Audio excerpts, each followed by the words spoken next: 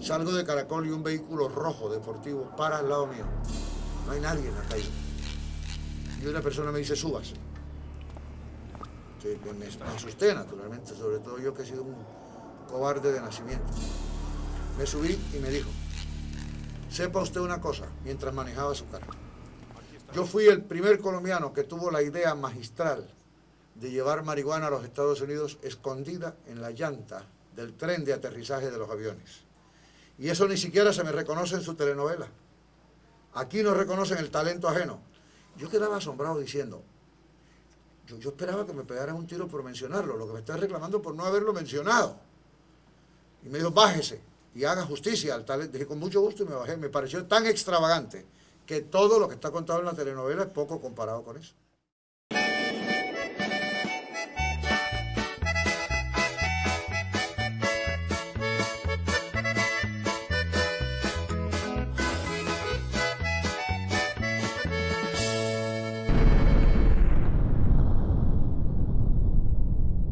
Lo de la mala hierba era un poco pintoresco, porque así es el mundo del Caribe.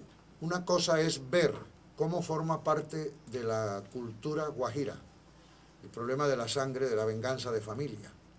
Y otra cosa es la apología del delito a través de los delincuentes, es decir, a través de en este caso, de los narcotraficantes. Pues estamos hablando de hace 20 años, la mala hierba un poco más, tal vez 25 años o casi 30, ¿no? Amarillo Vivir sí es como 20 años.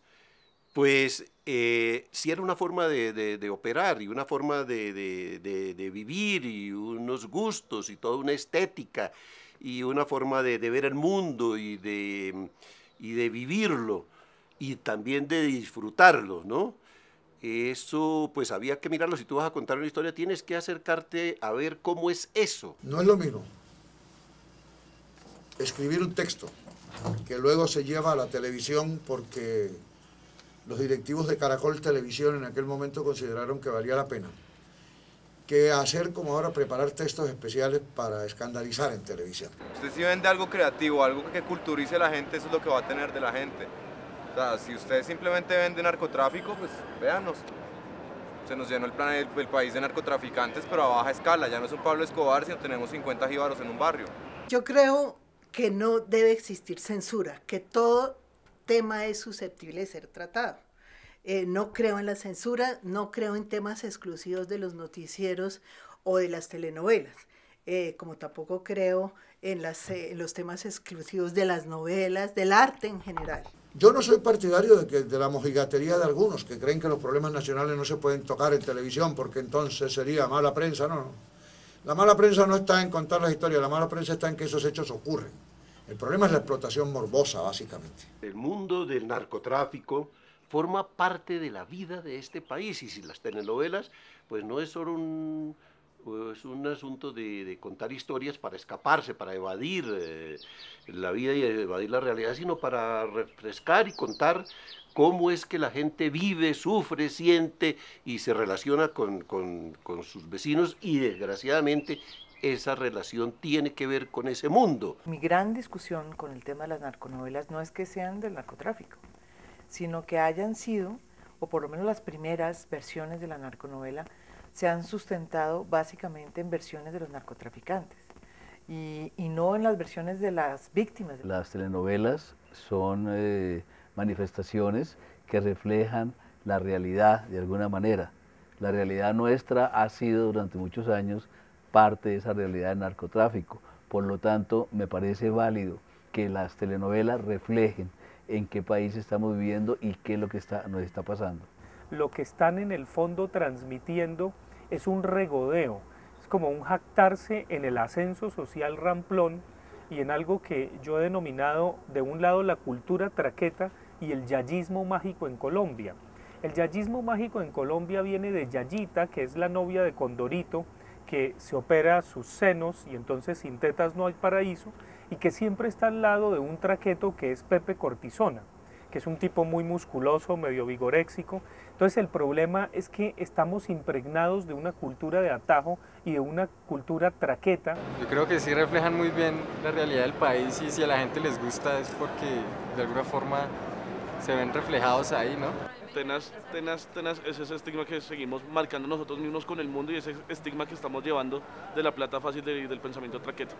No sé si hacemos bien o mal, lo cierto es que es una realidad del país, es una realidad que existe desde hace más de 2 décadas y hasta hace muy poco, hasta hace unos pocos años para acá se nos ha permitido hablar del tema. Y yo creo que es importante para un país hacer catarsis para transformar. Con esta cierta estética, las telenovelas en ese regodeo, por más de que quieran decir esa es un camino equivocado, esa es una vía que no hay que seguir, lo que logran es el efecto contrario que se traduce en el rating y en el decir, pues si este tipo le fue tan bien, aunque al final lo pillen, qué carajo, yo hago lo mismo, ¿por qué no? Si las telenovelas son tan influyentes en la gente, ¿por qué en los 80 esto no estaba lleno de héroes? Miren, los 80 fueron las grandes telenovelas de los héroes y de las heroínas. ¿Por qué no hay Margaritas Dorras de Francisco en cantidades? Si la gente le gusta copiar la televisión, si a los niños les encanta copiar la televisión, ¿por qué no copian lo bueno? Me encanta, por ejemplo, lo que sucedió con Sin Tetas No Hay Paraíso, la serie, porque era como una especie de neorrealismo en la telenovela colombiana. Y cómo ha seguido desarrollándose la telenovela que va un poco más allá de la cosa llorona de todas las otras telenovelas. Producciones como Sin Tetas No Hay Paraíso, que además fue muy mal hecha, o sea, la producción de esa novela fue realmente de muy baja categoría. Tal vez la producción del Cartel de los Sapos fue mejor, pero incluso las producciones también bajan.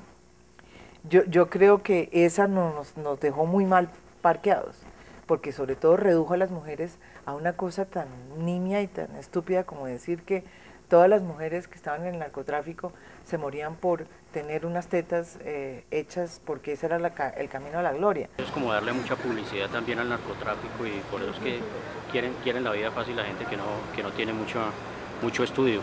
Entonces es una forma de que la ven como tan sencilla la vaina por medio de las novelas. O sea, para los jóvenes está dando como mucha violencia se ve en esas novelas.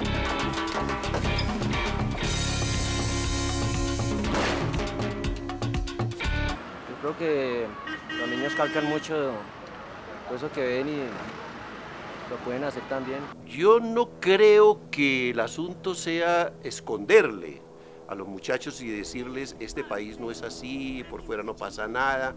Ahora tampoco quiere decir que hay que cogerlos y ir a refregarle las narices a los chinos, a los muchachos en nuestra realidad, pero sí tienen que saber que todo eso existe. Los papás necesitan espacios de diálogo para discutir este tipo de historias.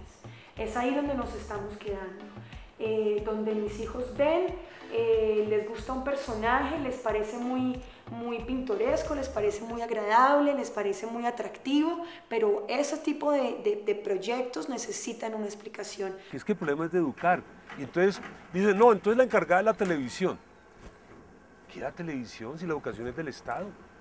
La educación la tiene que asumir el Estado. El Estado tiene que generar algunas posibilidades en los colegios, en las universidades, para que la gente comience a entender cuál es el problema de eso que llaman narcotráfico y por qué. El cambio cultural hay que darlo, pero todos tenemos que darnos la mano, académicos, políticos, gerentes. De lo contrario, pues seguimos teniendo un modelo de país donde la niña quiere la operación de tetas, a futuro querrá que le cambien el rostro. Esta es la historia.